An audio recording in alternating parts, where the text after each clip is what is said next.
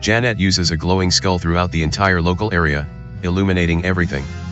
The new light is barely perceptible within the already lit area, however. Travel alert, using the stairway, you travel down, taking 5 minutes to arrive, descending into the collapsed hallway from above. It will take a few hours to clear the debris and make your way into the hallway below. The work is slow, dirty, and dangerous, but it appears this is the only way for you to penetrate the third level of the dungeon. Did I mention the work is dangerous? Sorry, Janet, but we will need to do a party dexterity check to see whether you're able to clear the rubble here and penetrate the hallway below without harm. The ceiling collapses down upon the entire party, perhaps working a bit too quickly and carelessly. The immediate area suddenly comes crashing down into the hallway below and you're buried in rocks and debris. I am guessing this part of the dungeon was sealed off decades ago. Darius begins, the first of you to speak in a while. We were lucky to find this way down. Sometimes luck is more valuable than skill, Redfern comments with a grin. Hopefully our luck will continue. Your heroes nod in agreement, grateful to have come this far. Enough of the debris now cleared away to proceed. You turn north, the only direction you can travel. At least you've made it to the third level. Let's reward the party with some bonus experience. Each hero earns 312 experience points. Sainadius has gained a new energy level and receives 6 new hit points and 1 new spell. Click the spells button to assign the new spell. Your party now standing in a ruined hallway on the third floor of the dungeon. Your only option is to proceed north through a closed door up ahead.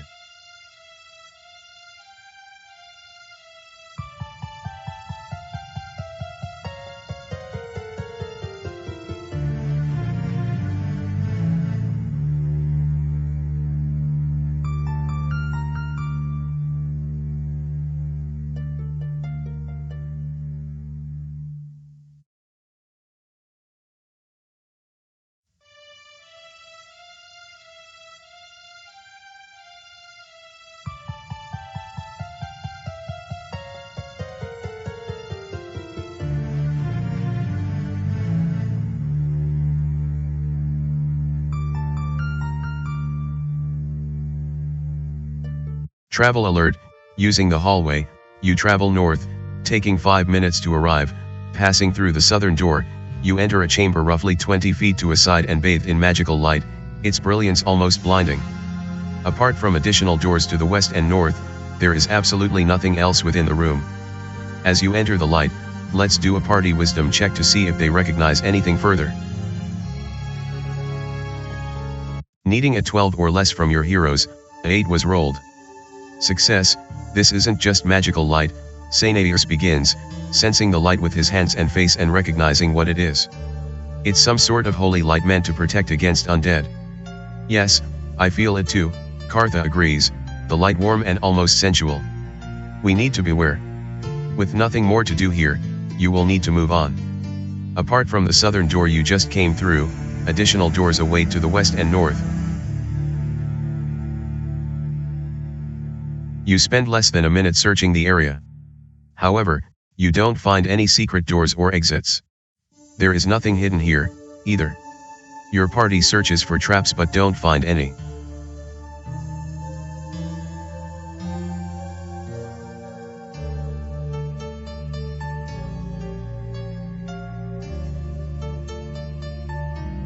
Travel alert, using the hallway, you travel west, taking 10 minutes to arrive. Following the hallway west, you soon enter a small chamber containing 6 metal plaques on the walls, 2 to the north, 2 to the west and 2 to the south. Each plaque is only 2 feet across by 3 feet in height, the pair of plaques in each wall positioned next to one another. Nothing else is visible within the dusty chamber. Giving the area a quick search, it's clear that you've entered a crypt, the names and family crests of the deceased etched into each of the small metal plaques. Experience tells you that you shouldn't stay here too long, lest something crawl out of these walls and attack. But that's your call, Janet. What would you like to do here? Choose an option, leave while it's still safe to do so, search the individual crypt doors, wait for something to attack. Recognizing the smart thing to do here, your party agrees to retreat to the brilliantly lit room to the east, escaping this chamber before anything unpleasant happens. Each hero earns 125 experience points. With nothing more to do here, you will need to move on. Apart from the southern door you just came through, additional doors await to the west and north.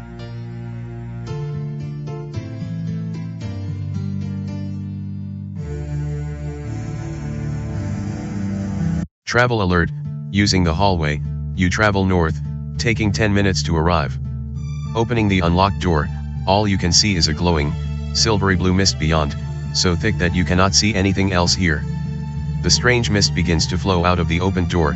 Standing within it, you don't feel anything other than a little cold. What is this? Eswin asks, concerned.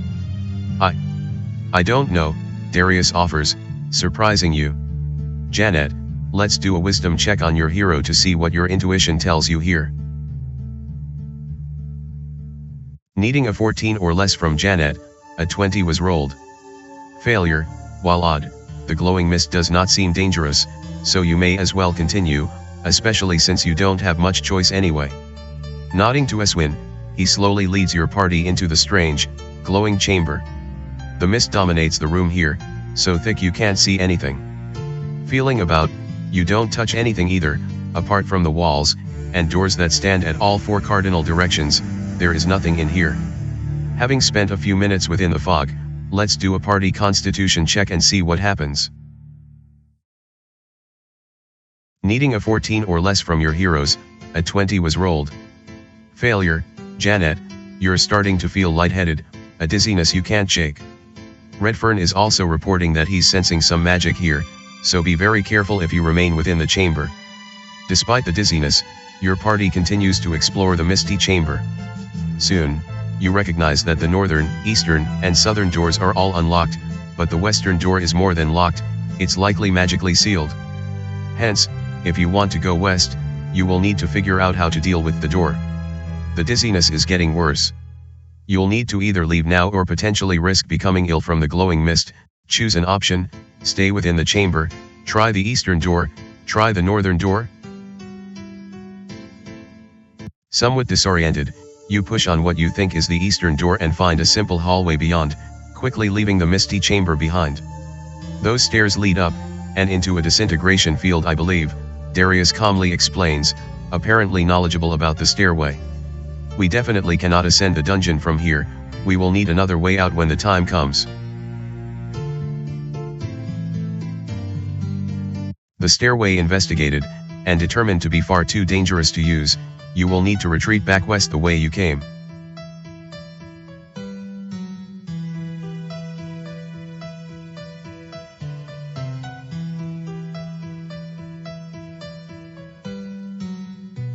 Travel alert, using the hallway, you travel west, taking 10 minutes to arrive, returning to the mist-filled chamber, you begin to breathe its fumes again and before long the dizziness returns.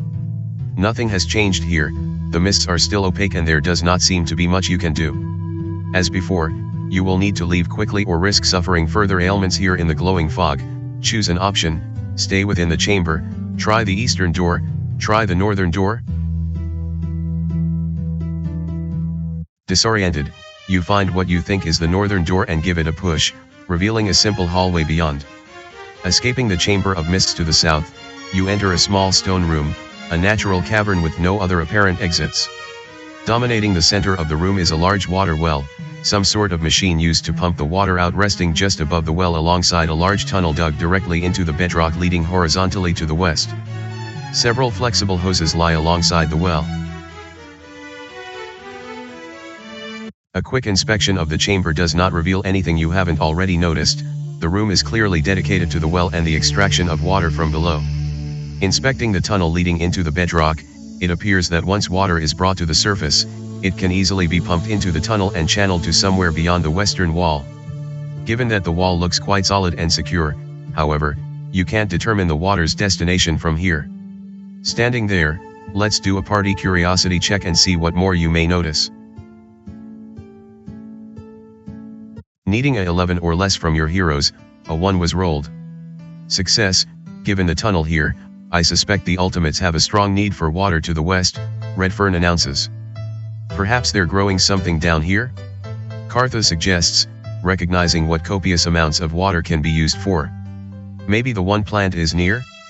Your heroes nod, both suggestions highly plausible. With very little to actually do here alongside the deep well, you will need to move on, the chamber's only exit to the south. Note that since the door can be easily barred from this side, this may be a good area to rest and recover if you wish.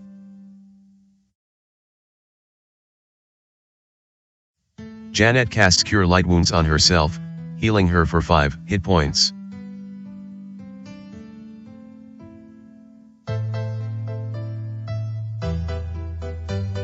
Janet casts Cure Moderate Wounds on Eswin, healing him for 10 hit points.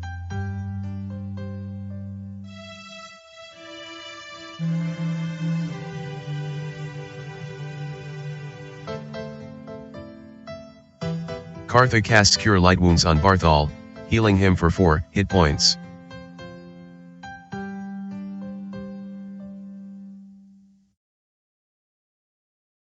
Kartha casts Cure Light Wounds on herself, healing her for 6 hit points.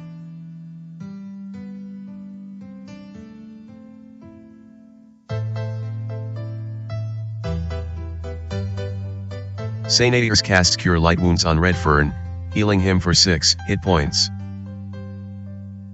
Your party rests and recovers for 8 hours. Wounds are tended, spells are memorized, and your heroes are refreshed and re-energized.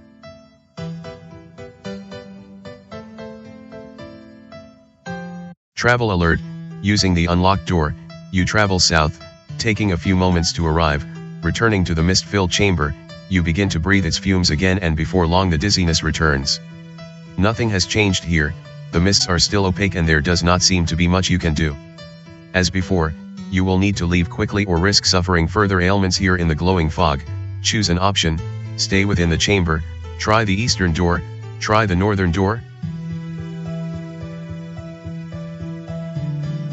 Electing to remain in the room, the dizziness quickly grows worse, to the point where you feel you're about to pass out. Suddenly, you find yourself aboard a river raft, outdoors and far away from the Jep Power Tower dungeon. Standing amongst your party, you recognize the scenario.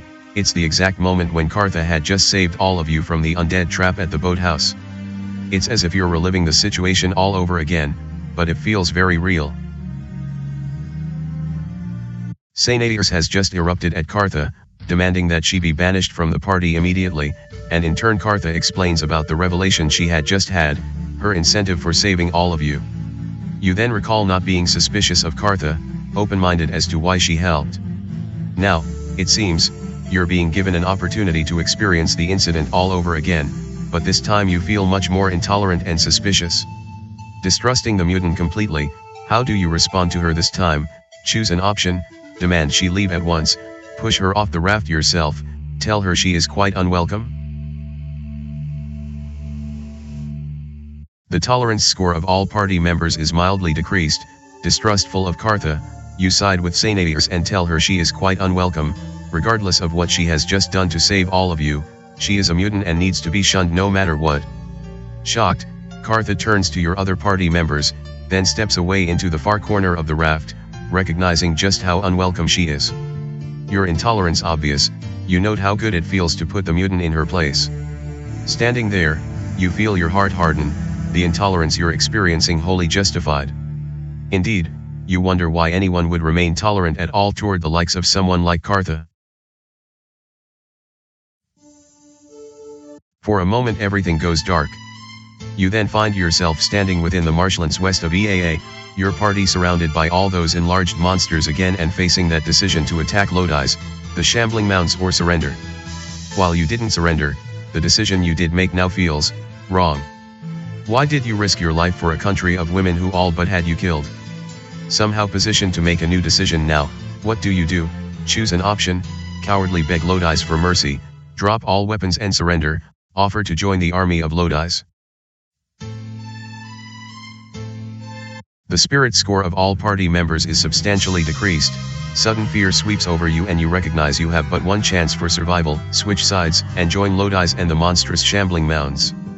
Your companions look to you dumbfounded, they can't believe you would turn traitor like this. The Shambling Mounds approve of your cowardly act and accept you into their army, then tear into your party, quickly killing all of them. Standing there, you feel your heart further harden, the lack of spirit you're experiencing wholly justified.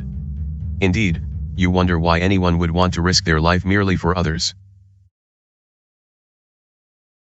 The scene fades, and moments later you find yourselves back within the Kathleen Power District jail cell, the inner circle wizard Vel lecturing you about Sisla's code of the land and how he felt her laws and way of life are now all broken.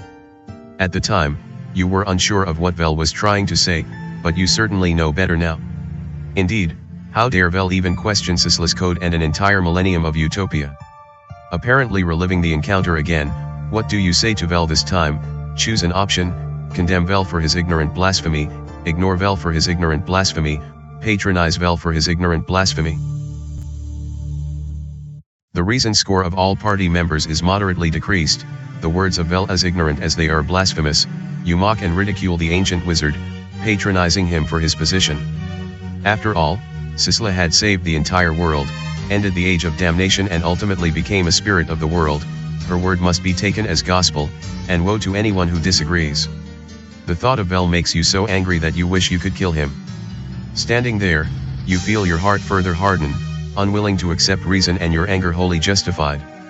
For those who don't think the same way as you, death should be the only option. Darkness descends, and soon you find yourselves deep within the tomb of VIII, Redfern having just told the party how he accidentally killed his father high atop Mount Rebirth. His shameful story ended, you recall providing Redfern with words of encouragement. Now, however, you recognize how wrong that was. The man killed his own father and lied about being altruistic. Redfern should have been banished, not praised. Fate apparently providing another opportunity to respond. What do you say this time? Choose an option: banish Redfern from the party, ridicule Redfern for his actions, tell Redfern he will get the party killed. The optimism score of all party members is mildly decreased. Appalled and depressed by Redfern's story this time, all you feel for him is contempt and you lay into him verbally, convinced that he is a tremendous threat to the party and will likely get everyone killed. While you're tempted to banish him altogether, you instead make a mockery of him and essentially bully the man, breaking his self-esteem. The action is unfortunate, but you really have no other choice. Standing there, you feel your heart further harden, depressed, and even distraught with Redfern's story. How can a son murder his own father and think something good can come of it? The scene changes again, and now you find yourself standing within the battle camp north of the evil root forest, the Onyx Seal destroyed and the army of Hellions engaged with all those heroes. Watching the battle from afar, you recall making the terrible decision to join the fight, even though your party was far outmatched and you were motivated only by a ridiculous sense of honor. It appears you can go back and rethink that decision. What would you like to do this time? Choose an option: raid the various businesses here, ridicule the heroes fighting the Hellions, take zero responsibility for the Hellions. The honor score of all party members is mildly decreased. Watching the dozens upon dozens of heroes struggling against the ferocious monsters from the realm of nightmares, you remind your party that none of you should feel the slightest bit responsible for what's happened. Indeed, you tried to stop Sandaria, despite the personal risks, and now it's up to those more powerful and involved. None of this is your fault, and damn anyone who thinks otherwise. Standing there, you feel your heart further harden, convinced that the world is a cruel place sometimes and one needs to think of herself before trying to save the world. The battle camp fades into the Cyan Desert, and now you're standing just inside the main gate of blue, a mob of incredibly thirsty dwarves headed in your direction.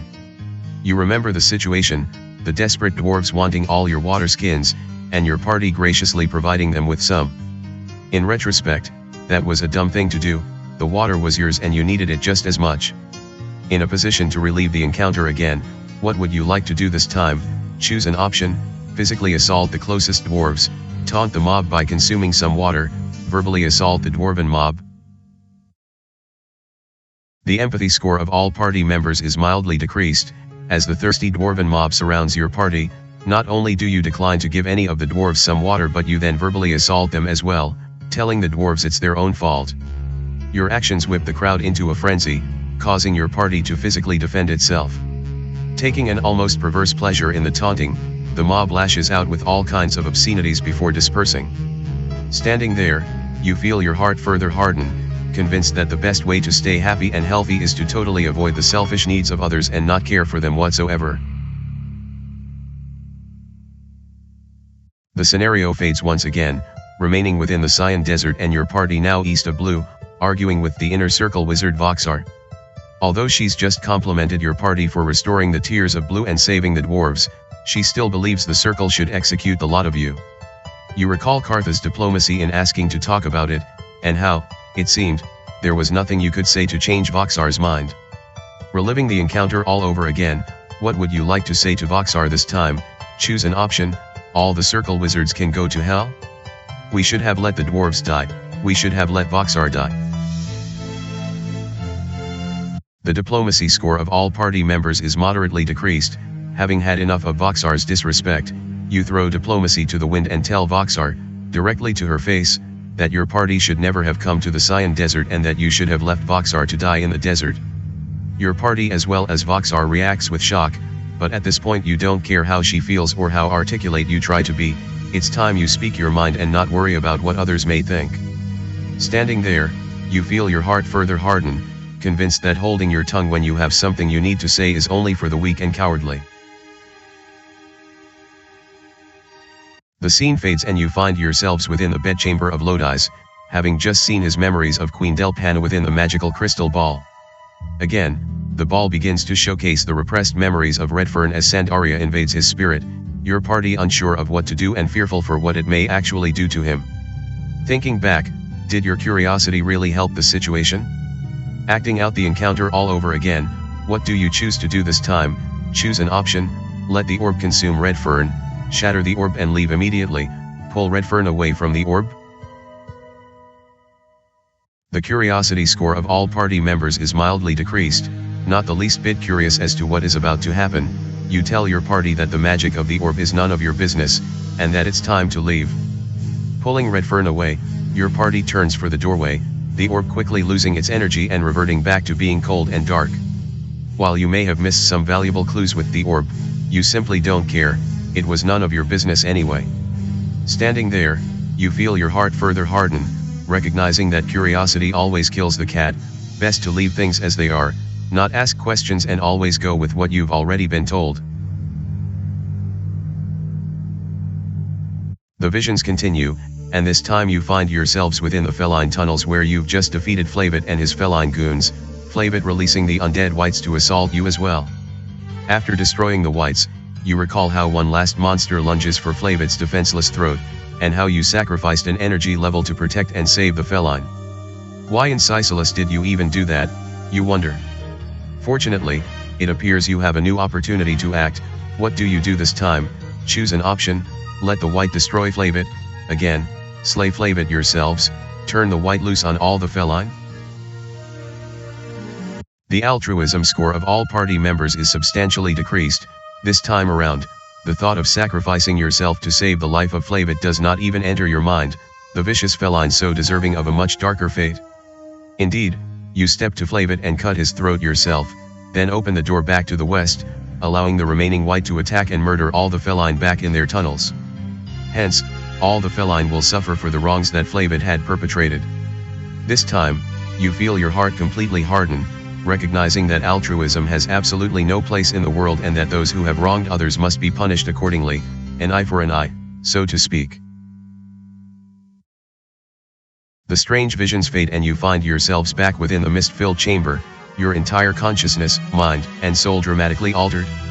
While your heart was open, compassionate, and law-abiding before, you are now exactly the opposite, and it feels good to now be so bad. Hint: check your hero's behavior scores to see the effects of what the Hall of Visions has done to you and your party.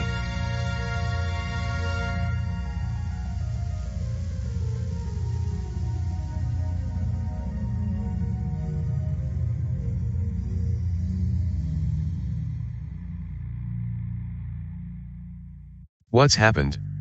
Kartha asks, surprised yet seemingly at peace with herself. I feel set free. You feel different too?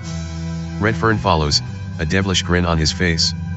I feel reborn, like something deep down has finally been released. I feel it too, Eswin whispers, flexing his strong hands. We're not here to fight Chegoria, we're here to save it. Nodding with approval, Darius grins, almost as if he knows something the rest of you do not. Your entire adventuring party has somehow been turned into much darker versions of yourselves, and you begin to grasp why the ultimates seek the sort of power and standing that has mislabeled them as evil and corrupt throughout Mariga all these years. The mists within the chamber fade and you find yourselves standing before the door to the west. The door then slowly creaks open, inviting your party to step through.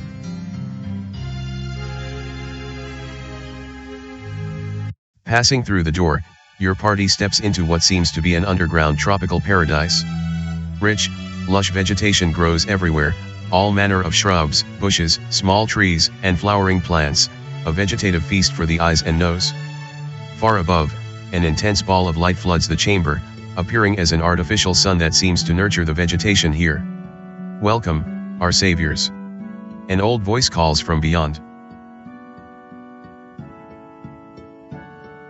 Dominating the center of the large chamber is a tall altar of emerald and jade, a beautiful working of stone that appears magnificent amongst all the plants here. Standing alongside the altar is a tall human dressed in familiar dark robes. He is yet another ultimate and you presume he is the authority within the temple here.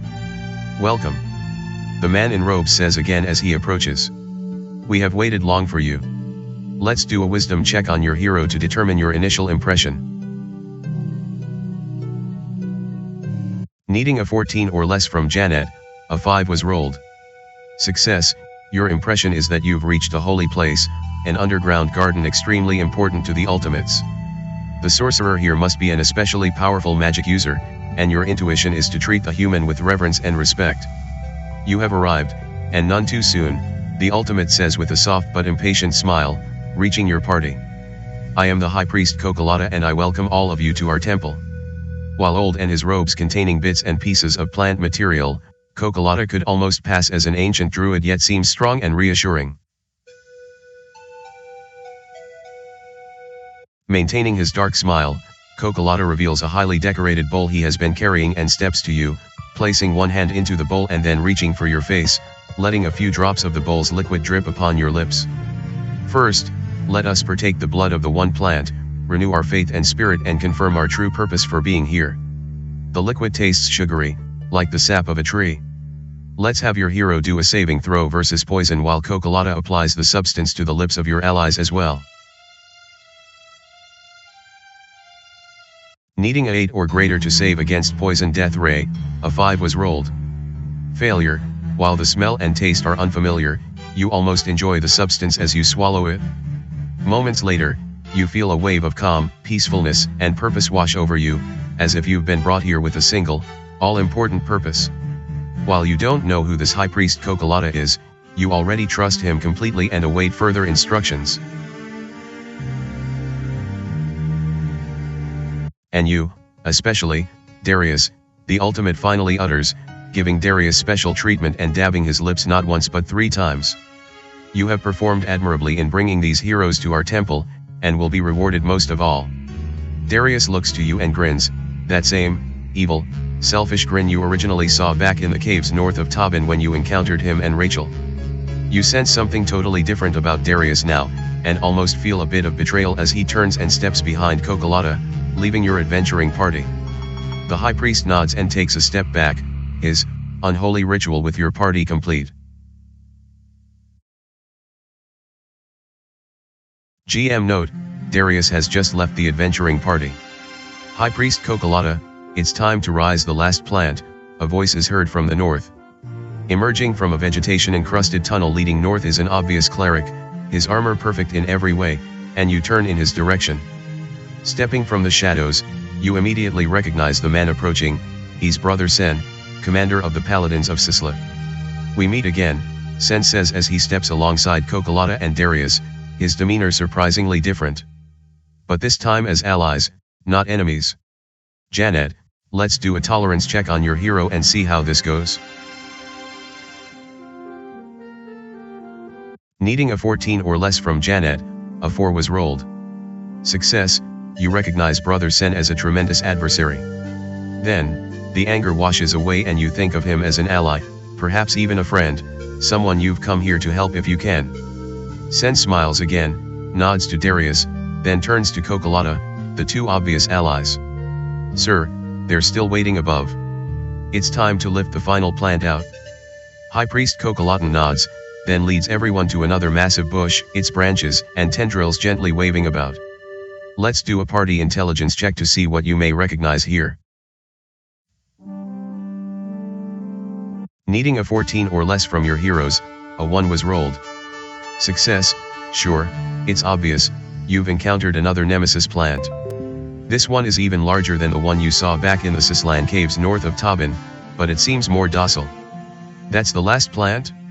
Darius asks, recognizing the small tree for what it is. So we're in time. Cocolata nods and approves, placing his hand on the right shoulder of Darius.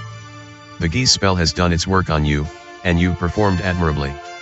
Soon, these heroes you've brought will free the one plant and help us spread many more of them throughout Mariga. The High Priest gives your party a gentle grin, then casts a potent levitation spell, causing the massive plant, root system, and all, to slowly rise up and into the bright light beyond, presumably back to the surface of the power tower where it can be secured and transported elsewhere. This one is bound for Grimtier, just north of us, Sen informs you. Something monstrous destroyed the one there. Grimtier. Let's do a party curiosity check to see what the party may know of that tiny island country. Needing a 8 or less from your heroes, a 7 was rolled. Success, a tiny island nation, it's located almost due north of Chegoria and has Leekly as its capital city. Grimtier is controlled by a clan of dark elves and is dangerous to visit. Am I forgiven, then? Darius asks, a little sheepish. I have done everything asked. Cocolata nods in agreement, then turns to you, a most serious look. Indeed, Darius has done what was asked, and he is forgiven. Now, it's time for you to fulfill your destiny in coming here as well. Please, my saviors. Follow me.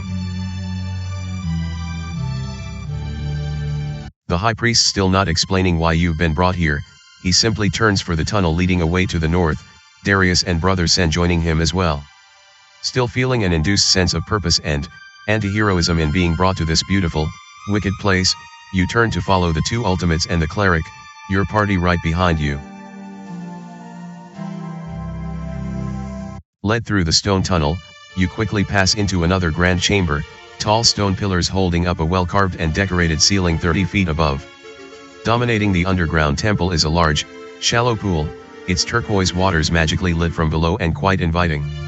Indeed, it appears that you will first need to ritually bathe and clean yourselves before entering the intriguing door to the west. As the last of your heroes enter the chamber, High Priest Cocolata turns to address all of you, Darius and Brother Sen remaining at his side. My saviors, it is time for you to do what no ultimate can and bring limitless honor and prestige to your names and all your descendants. First, however, you must prepare, cleansing yourself of all outside contaminants and purifying your spirits before fulfilling your destiny. Please strip down to your undergarments, climb into the pool and scrub your bodies as clean as you can make them, Sen further instructs, pointing toward the pool beyond. You're being asked to remove nearly everything, which will make you defenseless. Let's do a reason check on your hero to see how you feel about this. Needing a 7 or less from Janet, a 13 was rolled. Failure, standing there, a feeling of confidence, perhaps even euphoria, washes over you, and you recognize that you have nothing to fear. Hence, you begin to remove all your equipment, instructing your party to do the same. Soon everyone has removed all their armor, weapons, supplies, and clothing, each of you reduced to your undergarments as you step into the large, shallow pool. The warm, salt water bath is a welcome surprise, the glowing liquid invigorating against your sore muscles, and soon you wash the dirt, dust, and sweat accumulated since your watery arrival within Chegoria from your tired and aching bodies. As you further enjoy the bath, you're soon overcome with an even stronger sense of invulnerability, as if you could stand up against Sisla herself and defeat her in combat. Aided by the strange experience you had within the Hall of Visions and that silvery blue mist, which helped you recognize why the ultimates seek their power and glory and all but turned you into an ultimate yourself, the sense of euphoria is overwhelming and you're almost disappointed when you're finally asked to leave the pool and dry yourselves off. Stepping out of the pool, warm towels await and your party quickly dry themselves off, purified now by the warm bath. Your party is then allowed to put all your equipment back on, strapping on armor and ensuring that your weapons and supplies are safe and secure. It appears there was no reason to fret over removing all your equipment in the first place. High Priest Cocolata then addresses your party, Darius standing alongside him holding a small, open chest. Now that you are cleansed and purified, we only need to mix the rust monster blood you found with water to create some strong acid. Here are 10 vials of water, just place a few drops of blood into each vial, that should provide all the acid you will need. Darius lowers the small chest he is holding so you can see the vials of water. Looks like you will need to offer a particular item in your inventory to further the encounter here.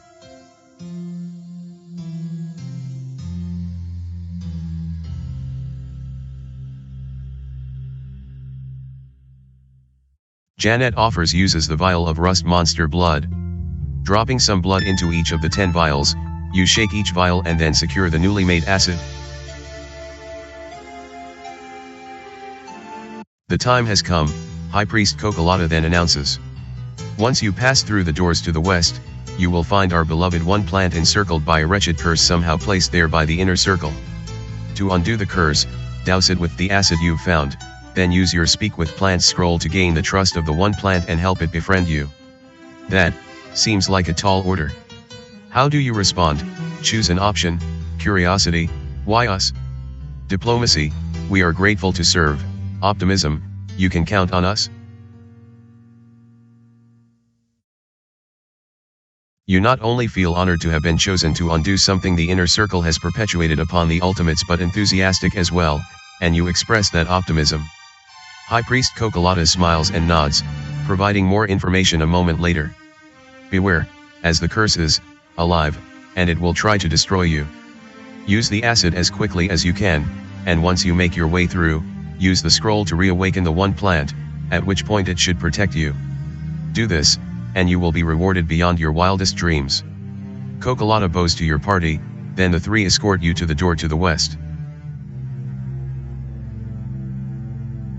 Entering the massive cavern beyond, similar to the temple you entered a short time ago, you find a large chamber filled with all kinds of wondrous vegetation, the sight before you spectacular to behold. You also find dozens of ultimates standing about, chanting alongside dozens of the paladins of Sisla, each of the latter clad in perfect plate armor and shield. What commands your immediate attention, however, is the whirling cyclone of gray material encircling something in the far northwestern corner of the chamber. Whizzing about at breakneck speed, the gray material looks foreboding as you survey the immense cavern. Let's do a curiosity check on your hero to see what you initially determine here. Needing a 11 or less from Janet, a 6 was rolled. Success, you presume the whirling material is encircling the One Plant. You also notice that everyone is keeping their distance, as if the material was lethal to them. Is that the curse you spoke of? Eswin asks, eyeing the cyclone of material some 60 feet away. What is it? We're not sure, Brother Sen responds, looking in the same direction. It appeared, well over a year ago, some sort of magical curse bestowed by the circle, we're sure, damn them. Nothing we've done can break it, which is why we need you. Cocolata adds. We're grateful, Cartha responds, asking the question on your mind. But why us? There is something you possess which is unique amongst all of us here, Darius responds honestly. I've witnessed it myself many times. Only you can succeed where we have all failed. Still not the answer you were looking for, Cocolata and Sen order you forward, the latter leaving a last bit of advice. You need to get close enough to pour the acid directly on the curse. Still unsure, you nod affirmatively and slowly lead your party toward the whirling curse in the distance, readying your bottles of acid. Your heroes look to one another, quite nervous there in the cavern and not at all convinced that a little acid can somehow undo such a tremendous magical curse. As you approach the flying gray material, let's do an intelligence check on Redfern and see if he recognizes anything further. Needing a 16 or less from Redfern, a 2 was rolled. Success, I sense tremendous magical power from this curse, Redfern whispers behind you, almost in shock. This likely is the work of the inner circle. It takes several tense minutes to slowly approach the encircling curse, the material appearing like hundreds of pounds of grey gravel revolving around the one plant at dizzying speed. Indeed, as you approach to within spitting distance, you actually feel a strong breeze from the bewildering curse. While you have yet to be directly threatened, the curse appears extremely intimidating and you don't truly believe a little acid will affect it in any way. Still, here you are, it's time to do something. Choose an option, reach into the curse to apply the acid, splash the acid into the whirling curse, throw the acid into the whirling curse. Approaching as close to the whirling curse as you dare, you then hurl your bottles of acid into the flying material. Some of the acid is immediately repelled, splashing on several of you and causing some minor burns. Moments pass, and the curse continues to encircle the one plant. It does not appear you've done anything to dispel it. As if the curse was a living entity that had just been attacked, it suddenly expands some 10 feet, engulfing the entire party. The bits of flying material sting like being caught in a vicious hailstorm. You can't suffer its effects for long.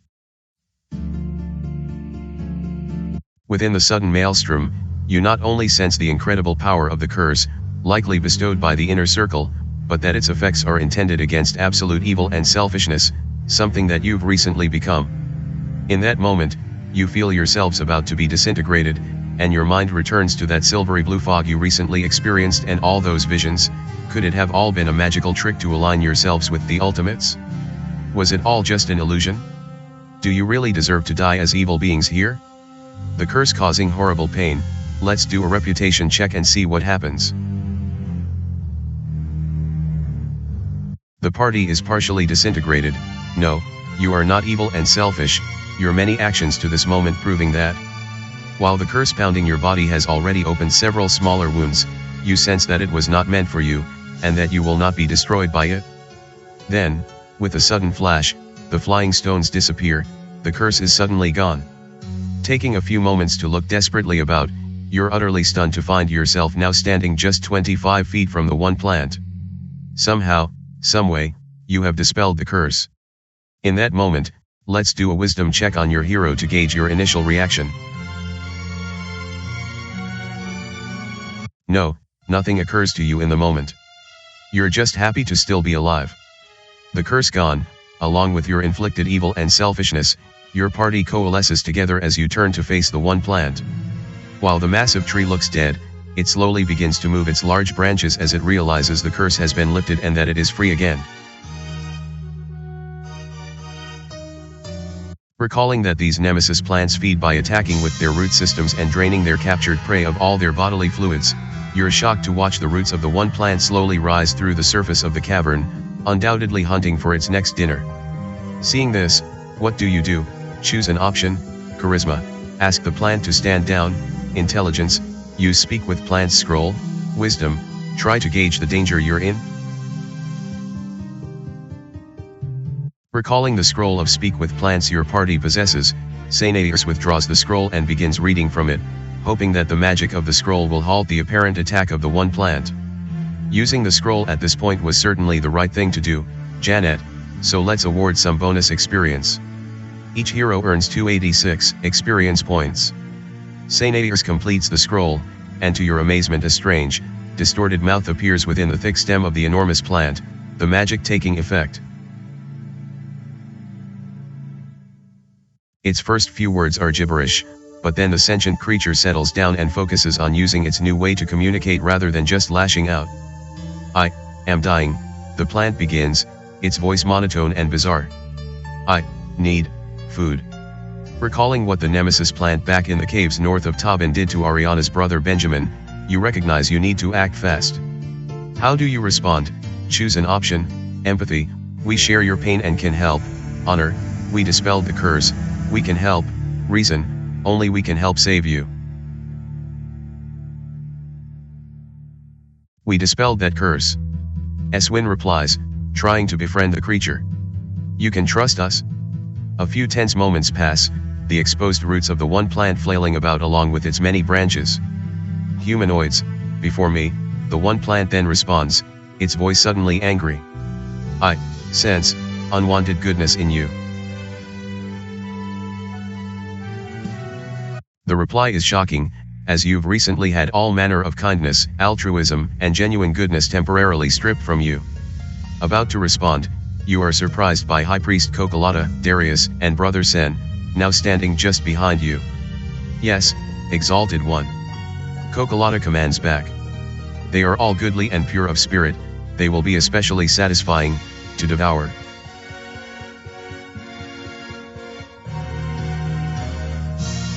The curse placed around you was incredibly powerful, a sort of disintegrate evil that destroyed any ultimate who touched it, Darius adds, almost cheerful. This goodly adventuring party was needed to dispel the curse and set you free. You lured us here? Redfern recognizes, stunned as he responds to Darius. You were a traitor to our party all along? Ariana was right about you. Eswing cries, now wanting nothing more than to decapitate Darius right here. The Geese spell forced him to recruit and then betray you, High Priest Cocolata responds, no longer needing to fool your party either. Darius had to be magically changed into a good person so you would believe and follow him here, just as our Hall of Visions magically changed all of you into bad people. Thanks to the tainted water I left all of you outside of blue, Brother Sen adds with a devilish grin. That water reacted with the silvery mists of the chamber to ruin all that self-righteous nonsense all of you carry, making you believe you were one of us. And you then did exactly what we asked. Darius adds. You dispelled the curse and set the One Plant free. You're saying that we came here to destroy the One Plant, and instead we saved it? Redfern queries, already knowing the truth in his heart. Not only that, but we dispelled the curse likely cast by the circle in the first place, Kartha adds, also recognizing the tremendous harm your party has done here. They're going to execute us for sure once they find out what's happened. Yes. Yes. The One Plant suddenly replies, seizing your attention. These humanoids. All goodly and righteous, they will be, especially tasty. All at once, the monstrous roots of the giant plant reach out, ensnaring everyone within the party and heaving you all into the air. Try as you might, you're unable to break free of the powerful grasp, the One Plant is about to devour all of you. The One Plant then reveals its underground maw, a tube-like structure filled with horrific suction cups used to drain the fluids from the monster's living meals. This looks like a terrible way to die. I told you, you were all a means to an end. Brother Sen then ridicules, adding insult to injury. You played right into our plans, and now the One Plant will feast on all of you. How could we be so naive? Kartha wonders out loud. These ultimates didn't want to enlist us, they wanted to feed us to the One Plant once we nullified the curse. Janet, as you happen to be the closest to the plant's sucking maw, the monster pulls you toward itself first, it appears you will be the first to die. Just 20 feet or so away, you're overcome with intense anger as well as betrayal, so unbelievably upset that you let yourself and all your friends be duped in such a horrible way. Given all the anger, bitterness, and frustration, coupled with all the adrenaline now pumping through your veins, let's allow your hero a final saving throw versus poison and see what happens. Needing a 8 or greater to save against poison death ray, a 2 was rolled. Failure, your mind and spirit able to overcome the fear antidote that had poisoned you a short time ago, you dismiss all the evil, selfish, self-centered thoughts that had been clouding your mind and focus on the matters at hand. Next time, you won't be so easily duped, if you somehow survive this. As you're dragged to your presumed death, you continue to hear the voices of Cocolata, Darius, and Sen from behind, each congratulating the other for executing a perfect plan to draw your party here, dispel the curse that was slowly strangling the One Plant and then make you fodder for the monster to quickly regain its strength. Well done, both of you, High Priest Cocolata says to both Darius and Sen, praising them. Once the One Plant has consumed these goodly heroes, it will be invincible again and we can continue creating more Nemesis plants to spread throughout the world. Let's watch the One Plant eat their leader first. Eat this, monster. A familiar voice suddenly cries out. Looking back, you can't believe your eyes as you spot your former ally Ariana standing nearby. wearing an ultimate cloak but her bow out and arrow already knocked, aiming straight for the one plant.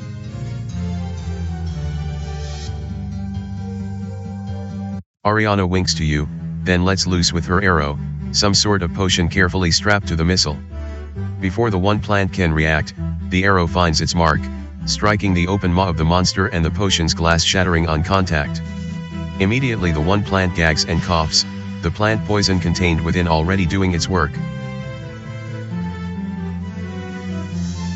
Severely wounded by the attack, the one plant begins to convulse, its many branches and roots flailing out of control and dropping you, along with the rest of the party, back to the cavern floor. No. High Priest Cocolata screams, raising his hands to his face in extreme shock. Oriana turns back toward the far end of the garden, calling out to someone yet unseen. Now, Sliven. Let it hail. All at once, a mighty storm cloud appears over most of the ultimates and paladins, and before they can do anything, the cloud hammers the men below with hundreds of large hail bullets, the ice storm spell causing both utter chaos as well as significant physical damage. While Cocolata, Darius, Sen, and all the ultimates and paladins fight the sudden ice storm spell, Oriana dashes to your party, all of you so surprised to see her. Janet, Eswin, Redfern, all of you. Here, drink this, quickly.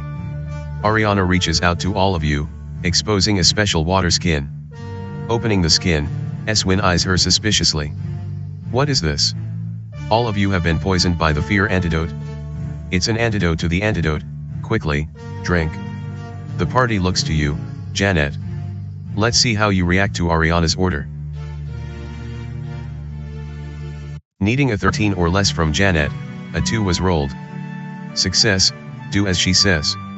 You order your heroes, realizing that they may still be suffering from the effects of the fear antidote as well. Now, each of you partake of the water skin, the liquid not only refreshing but allowing everyone to come back to their senses, the overriding evil and selfishness quickly a very unpleasant memory. Oriana, but how? Eswin asks, still a little groggy. Unable to control her enthusiasm any longer, Oriana throws both her arms around Eswin and hugs him, the warrior allowing his emotions to show and placing one arm around her as well. And with that, each of you embrace Oriana, your adventuring party whole again.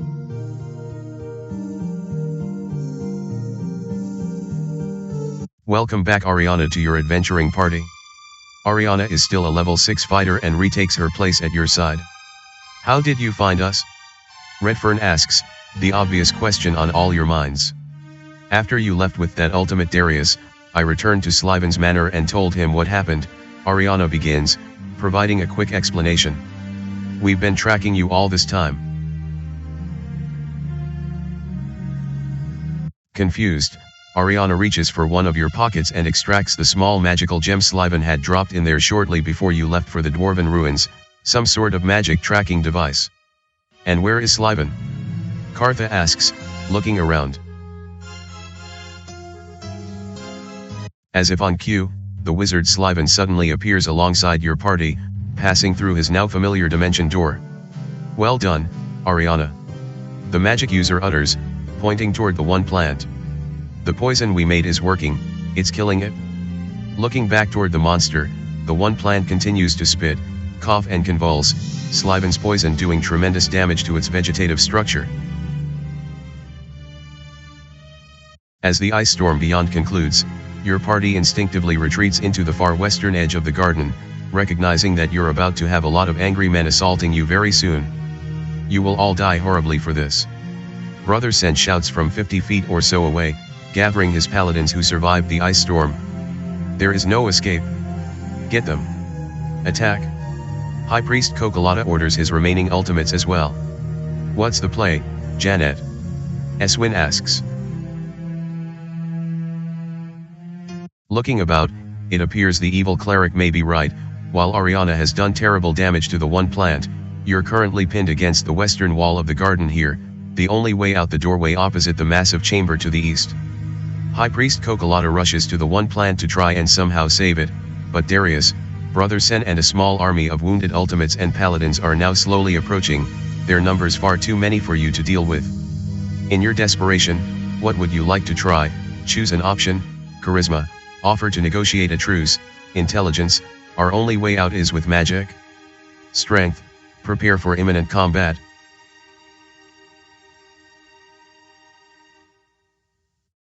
If they attack, we don't stand a chance, Kartha observes. Your options limited. Slyvan, how much magic do you have left? Those Ice Storm and Dimension Door spells was the last of my magic, Slyvan replies, out of breath. We're done for. Slyvan, can't you just teleport us out of here? Sainadius asks in sudden desperation. The mutant is right, we won't survive a battle here. I told you, I am out of magic. Slyvan again confirms. It was everything the lass and I could do to get this far, trying to save all of you. I see no hope for us now. Indeed, an entire wall of ultimates and paladins have now formed all around you, about to assault your party and end you quickly. It's looking hopeless. Feeling unusual warmth from within a pocket, Ariana withdraws the heart-shaped necklace she found within the dwarven ruins, the ruby suddenly glowing. Bewildered, all of you watch as a ghostly being slowly expands from the necklace, the ghost of King Strovic soon hovering alongside the party. Utter hatred filling his undead eyes, the wretched spirit nods to you and then throws itself into the line of ultimates and paladins beyond, initiating an incredible battle. Not prepared to fight such a powerful undead monster, Darius, Sen, and all their men turn their focus to the ghost of King Strovic, hitting it with everything they have. While the ghost of King Strovic has bought your party time, the situation is still dire. High Priest Kokolata is doing all he can to save the one plant, and hence isn't actively attacking yet. But the combination of Darius, Brother Sen, and dozens of ultimates and paladins is likely too much against a single ghost, and you guess you have only a few minutes before all the enemies here turn back to you. Let's rush back to that preparation room. Eswin suggests, pointing back to the east. It's our only way out. Your heroes look to one another, agreeing and about to make a mad dash east. Suddenly, a large, floating eyeball appears just above your party, a magical apparition that looks all about as if scanning the entire underground chamber. Everyone turns to observe the strange eyeball, stunned by its appearance and, at first, assuming it's magic from the ultimates beyond. It's the inner circle. Slyvan whispers, horrified by the spectacle. This is very bad. The eye finishes its meandering and locks its sight squarely on your adventuring party. A moment later, you find yourselves teleported into an entirely new location. The chamber you've been brought to is utterly massive, perhaps 100 yards across, and appears to be made entirely of tree branches, the location interweaved into the upper canopy of a dense, majestic forest. While the dome of the location above is utterly spectacular, your eyes are immediately drawn to the dozens of ancient men and women around you 50 feet away, seated along a collection of magnificent benches that encircle the massive circular table you're now standing on, a table that appears to be floating in mid-air within the exact center of the chamber. Most of the people here are human, although you do see a few elves and dwarves as well. Each are dressed in the same long, brown robes, and each appear quite old. All of them are staring at you, and they don't look happy to see you. Glancing at your party, you quickly count that everyone is present except for Slyvan. For some reason, he wasn't teleported here along with your heroes. You appear to be quite unwelcome. Let's do a curiosity check to see if you notice anything further here. Needing a 14 or less from Janet, a 17 was rolled. Failure, no, apart from recognizing that all the old men and women here appear quite angry with you, there is nothing more you notice here. Now where are we? Eswin whispers alongside you, the fighter sensing you've been brought to a very bad place. The very last place we want to be, Redfern whispers back, keeping his eyes on all the elderly wizards here. This is the Dome of Decisions, we stand before the inner circle itself. Your heroes subconsciously huddling together atop the levitating table, you continue to gaze about, the truistics here incredibly angry with all of you. Redfern is exactly right, this is definitely the last place you want to be. A moment later, An extremely old woman sitting in a stone chair slowly rises into the air between your party and the livid circle wizards beyond, her wrinkled frown angriest of all. She then points a bony, trembling finger at all of you, her voice amplified by powerful magic and quite threatening. You are the rogue party that unleashed the Hellions and destroyed our curse around the One Plant. We have been patient, but now it is your time to die. The ancient woman then begins a spell, likely about to obliterate all of you. And that's a wrap of module number 7, Assault on Chegoria. Our next module is already in development and should be available sometime in the summer of 2023, be sure to sign up for our newsletter so you will know when you can continue the adventure.